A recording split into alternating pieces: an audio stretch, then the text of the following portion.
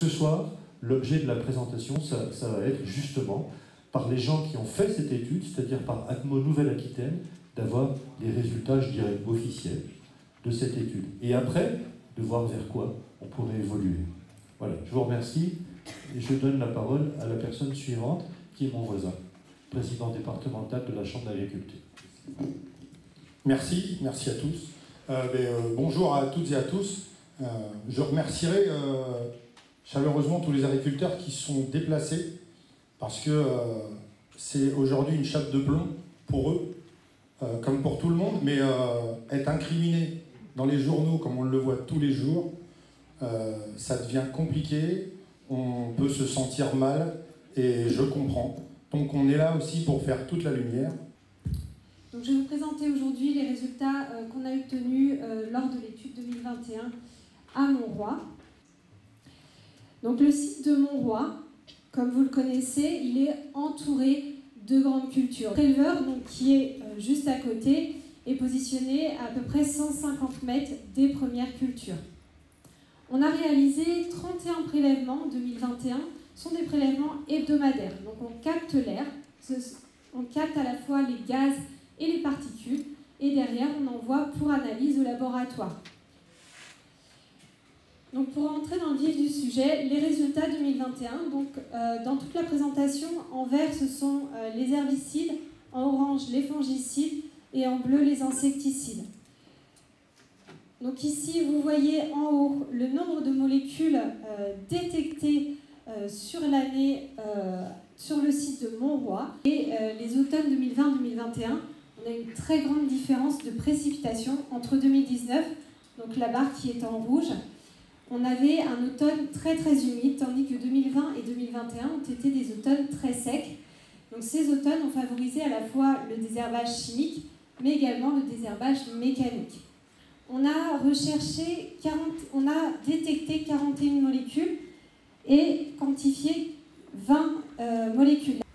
Parmi ces molécules détectées, on a détecté 13 fongicides, 18 herbicides et 10 insecticides. On a une molécule qui domine principalement, le prosulfocarbe, qui est utilisé principalement sur les céréales d'hiver.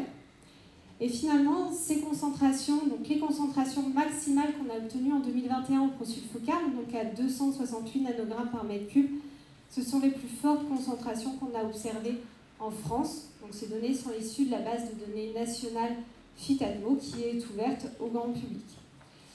Et donc, comme je vous l'ai dit au début, le site de Montroy est un site pérenne depuis 2021. Donc les mesures continuent. Elles continuent en 2022, le préleveur est toujours là, et elles continueront encore l'année prochaine. Alors l'agriculture travaille avec la météo, et si on était sûr de la météo de demain, exactement, ça serait beaucoup plus facile.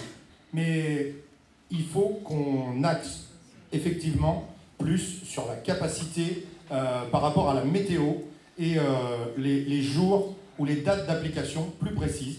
C'est là-dessus qu'on travaille déjà depuis 2019. Et il a été mis à jour par le capteur Atmo, ces résultats pour 2021, qui nous posent énormément de questions à nous aussi. Et c'est pour ça qu'on est là aussi aujourd'hui, qu'on cherche à comprendre. On voudrait avoir autant de réponses que vous, pour pouvoir faire différemment, et on en est tous conscients aujourd'hui. La bonne solution, c'est des applications au plus près, au mieux suivi, et avec une météorologie au mieux suivie. Donc je suis Laurence Hugues, je suis directrice de recherche à l'INRAE et je travaille avec ma collègue Liana Arnaud qui est toxicologue et nous travaillons toutes les deux en santé humaine. Et donc nos travaux de recherche consistent à étudier les effets toxiques des substances, des polluants, notamment les pesticides, sur la santé humaine. Juste pour clarifier les choses, nous n'avons aucun lien d'intérêt avec l'agrochimie. Nos recherches sont financées sur des fonds exclusivement publics et nous sommes ici pour répondre à des besoins de services publics et d'information sur la santé publique. Malgré tout, ce terrain d'ignorance dans lequel on essaie de travailler, donc ces incertitudes, n'empêche pas de mettre en place des mesures et notamment, il y a consensus sur le fait qu'il faut réduire notre exposition à ces substances chimiques. Et je tenais à dire que la démarche que l'on a d'un point de vue scientifique et toxicologique, c'est que pour nous, finalement, ce n'est pas la quantité des uns et des autres qui va conditionner la dangerosité, mais on part du principe que si nous détectons ces substances, c'est qu'elles représentent un danger. Donc aujourd'hui, nous allons présenter 7 molécules qui présentent des dangers, indépendamment finalement de la dose d'exposition. Merci d'être venu. Donc, comme l'a rappelé Laurence, on est exposé à de multiples pesticides qui peuvent altérer la santé humaine. On s'est intéressé à différents effets délétères possibles des pesticides, notamment les effets neurotoxiques, donc, qui signifie que les substances peuvent être toxiques pour le système nerveux en modifiant, voire supprimant l'influx nerveux. On s'est aussi intéressé à la reprotoxicité des substances étudiées, donc ce qui veut dire que les substances peuvent affecter la fertilité de l'homme ou de la femme. On s'est aussi intéressé aux capacités d'être perturbateurs endocriniens, c'est-à-dire que les substances pouvaient altérer le système hormonal. On s'est également intéressé à la génotoxicité, donc les substances pouvaient provoquer ou non un dysfonctionnement ou une altération du génome en endommageant l'ADN. Et également, on s'est intéressé à la capacité de l'induire des cancers, donc la cancérogénicité des substances. Pour ce pesticide, on a un manque de littérature. Ce pesticide est très récemment utilisé, d'où ce manque de littérature scientifique à son sujet. Donc il a été difficile de conclure sur les différents effets adverses observés. Néanmoins, ce pesticide fait partie d'une famille chimique, les thiocarbamates, et donc cette famille chimique est connue pour induire, pour affecter les capacités cognitives et motrices chez les enfants, pour favoriser la maladie de Parkinson, pour favoriser les leucémies, les cancers de la prostate, les maladies respiratoires et les maladies thyroïdiennes chez les professionnels exposés. On passe au lindal, qui, lui, contrairement aux précédents pesticides présentés, est interdit depuis 1998 en France, et pourtant il est retrouvé dans des concentrations importantes dans l'air dans la dernière étude ATMO. Et donc c'est un pesticide qui est classé comme polluant organique persistant. Il est aussi classé par le Centre international de recherche sur le cancer comme possiblement cancérigène pour l'humain, et il a été interdit en raison de sa toxicité. On le voit bien ici sur le graphe qu'il induit des effets neurotoxiques, reprotoxiques, perturbateurs endocriniens, génotoxiques, cancérigènes. On ne peut pas étudier tous les cocktails, mais à chaque fois qu'il y a des effets cocktails mis en évidence, le 0 plus 0 plus 0 plus 0 ne conduit pas à 0. Ne sont pas pris en compte la présence d'adjuvants, puisque les pesticides sont évalués sur les substances actives, et que pour rendre ces pesticides plus efficaces, on ajoute des détergents ou des substances qui vont favoriser leur activité, et ces adjuvants ne sont pas pris en compte dans les tests réglementaires. Et enfin, pour distinguer un autre effet de l'effet cocktail, c'est l'effet exposition multiple, à savoir que là, vous pouvez être exposé par l'air, le sol, l'eau ou les aliments tout au cours de la vie. Et donc il y a une notion de temporalité qui fait que là, on a affaire à des effets d'exposition multiple.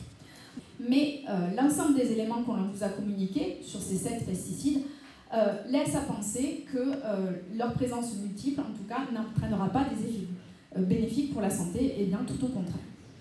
Enfin, on note que sur ce territoire, il y a également un très grand nombre de facteurs de risque qui, au-delà des pesticides, va affecter la santé humaine et la biodiversité. Donc, dans cet état de situation, en tout cas pour nous qui relève de la mise en danger d'un certain nombre des habitants et des écosystèmes sur le secteur, je voulais également rappeler qu'il y avait des personnes et des populations qui étaient plus sensibles et plus sujettes au danger des pesticides. Ce sont les populations vulnérables, donc plutôt on va dire les enfants, les femmes enceintes, les populations fragiles, des personnes qui sont déjà malades, mais les premières victimes de l'usage des pesticides restent toujours et encore les professionnels. Bonsoir, merci beaucoup pour l'invitation et l'occasion de présenter une partie de nos résultats de recherche. Alors, je ne suis pas de la plaine d'Aunis, je viens du département des Deux-Sèvres, dans une zone d'étude que je vais vous décrire dans un instant, dont l'une des questions est de savoir si on peut se passer des pesticides en agriculture. Et je vous dis tout de suite, prise au sens trivial, la réponse à cette question, c'est oui. L'agriculture biologique se passe des pesticides et les agriculteurs biologiques produisent de la nourriture et gagnent très bien leur vie. Je m'adresse ici plutôt. Alors, on a un avantage, c'est que sur cette zone d'étude, il y a une très grande diversité de types d'agriculture. Il y a de l'agriculture biologique, pratiquement 20% de la SAU, de la surface agricole utile de cette zone, est en agriculture biologique. Mais il y a aussi de l'agriculture de conservation des sols, il y a de la permaculture, il y a de l'agriculture de précision, il y a de l'agriculture conventionnelle, il y a vraiment une très grande diversité de types d'exploitation. Mais on travaille également de manière très étroite et collaborative avec les agriculteurs et on a accès, grâce à des interviews qu'on pratique chez eux chaque année, auprès d'une centaine d'agriculteurs, on a accès à des données très précises, très fines sur leurs itinéraires techniques. Alors j'en viens au centre de mon propos, qui est d'essayer de contribuer avec et pour les agriculteurs à la réduction de l'utilisation des pesticides. Et je vais me focaliser sur des études qu'on a réalisées dans un premier temps sur les herbicides. On s'est posé la question sur des céréales, donc 30 agriculteurs qui ont travaillé, 5 parcelles de céréales chacun. On a mesuré la flore, on a obtenu par enquête auprès d'eux leur utilisation d'herbicides et on a mesuré également les rendements. Et voilà le résultat de cette étude. Donc ici, chaque point représente une parcelle de blé. Ce que je vous présente dans cette première relation, c'est l'utilisation des herbicides. Alors ce sont que des agriculteurs conventionnels ici, en grammes par hectare. Donc c'est une mesure, on va utiliser l'autre, ça donne exactement la même chose.